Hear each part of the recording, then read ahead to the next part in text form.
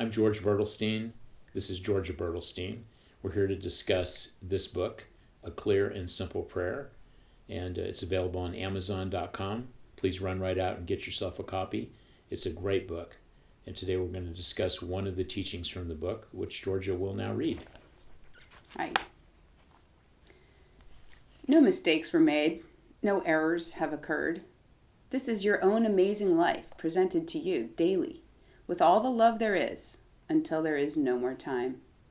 When a person, a place, a thing, or a situation appears at the very center of our path that we find annoying, irritating, angerifying, dismaying, or painful, that is the point of our practice, presenting itself for our healing.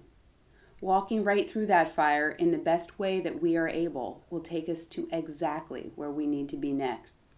Being willing to fail, to feel alone, and to feel lost is the courage we are all praying for. Wow. Nice job. Thanks. What does that mean?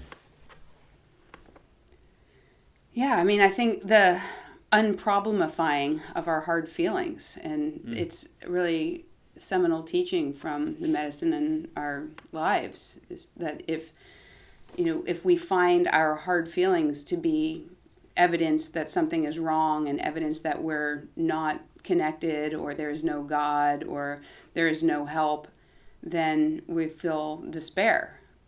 In fact, when we meet our hard feelings, which are all those listed and many others, with the fear and frustration end of the spectrum as exactly what there is to feel and release, we're empowered and we get to have really happy lives, noticing that all these lessons are shaping us and smoothing us out, letting us let go of all the things that upset us and pointing us to the next possible attainment of peace in that moment. It's like the best news. And it does take courage, because even though the releasing of it feels so good, the experiencing of our hard feelings is not comfortable by definition.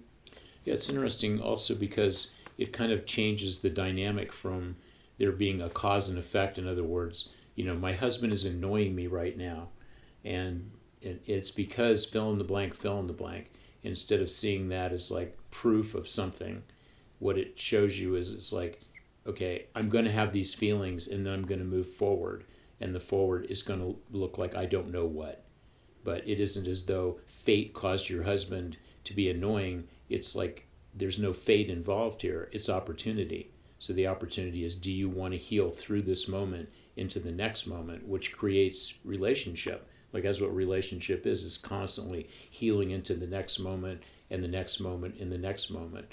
The point where the amount of energy we give to feeling annoyed or irritated or angrified or hurt or fearful or anxious, it becomes less and less. The disturbance becomes less and less, because what we're going to do is be in that moment fully, and then we're going to move into the next moment. That's what we're trying to do. Yeah, it brings up the failure as well, that we are living in a sense of delusion about our perfection or about our almost perfection, and we have a sense that we've almost got all of the things nailed down. Some people feel that, and then if you realize something that feels like a failure to you, you think all is lost. And the beauty of the presence that you're describing in that passage is that you can't learn how to do a thing better until you fail at it. You can't learn how to do your life the way. You don't know how to do it yet, but while you're messing up, you're learning what the thing is that you don't want to do or how you could do it differently. And that's the only way. You're not trying to sit around thinking of all the possible things and then being prepared for them. You're trying to take your life as it comes, and it just takes a lot of courage because of the way that we're oriented. Like, we have an incredible tenuous sense of self, where it's like we're so afraid that we're going to be shown to have been all wrong and wasting our time and a waste of humanity, and we're not doing well enough, and we're comparing ourselves to others to prove that to ourselves all the time. And there's not a lot of safety in that setup to feel that it's okay just to be like, wow, that was abject failure. And then you don't have to feel like anything about that except like, now I'm going to do that completely differently and just rolling. That's how you get your forward on. But until you get used to failing, you're trying to avoid failing all the time, and it's hard to move forward that way. And in relationships, there's no forward in that, because then you end up, all you're doing is discussing who was the wrong one and who was the right one, which is really different from just going like, well, I know I could do this completely differently if I would open my heart and knock off my attack mode, my declamation of what somebody's error was, or my own. Because it says there's no mistakes have not been made. This is not a mistake. Mm-hmm. We don't need to figure out who's right and wrong, because nobody's either right or wrong. Yeah, and the other thing that I've noticed for myself is that when I feel as though I'm failing and I feel anxious and angry and charged, that's a really good indicator for me that I don't want to be there. Like, I don't mean physically there. I mean, I don't want to be in that set of feelings. So I can't avoid them by going deeper into them, by becoming more angry or more right, or offering more proof or evidence about how right I am. The only way I can relieve the tension is by being willing to say, I don't want to behave like this, and I don't want to feel like this, and asking for help to get a different feeling. And often the different feeling for me is nothing.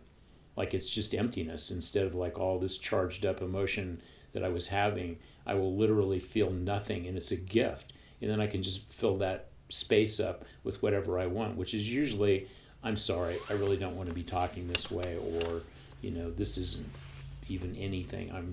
I don't want to do this, or we don't want to do this, or whatever, so that we can move into a completely different thing. We don't have to belabor that. And, one of the things I would have to say in our marriage is we're pretty much done belaboring anything. It's really been helpful. We have a lot of material. We have a lot of material. To not belabor. To not belabor, exactly. Not belaboring has become a practice that we enjoy doing. It's sort of like, wow, it's so tempting to get and just push something and make it mold into our own ideas, opinions, and preferences, maybe ones we don't even have anymore, and then noticing that we don't really feel like doing that, and then we can return to the love. So I think that's pretty much what we have to talk about today.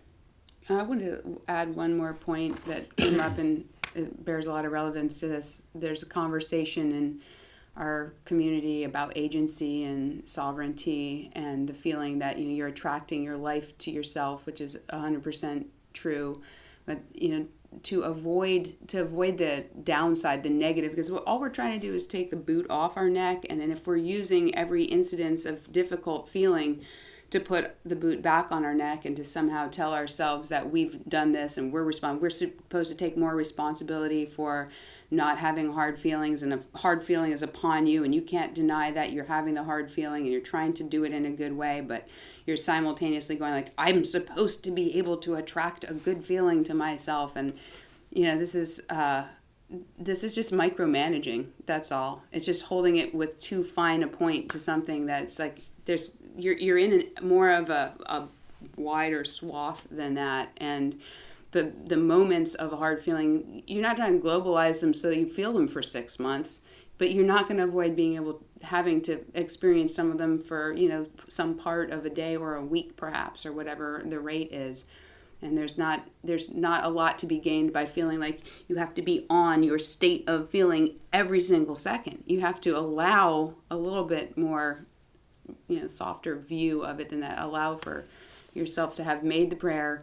Your prayer is going to catch you and help you, and that's what you're responsible for.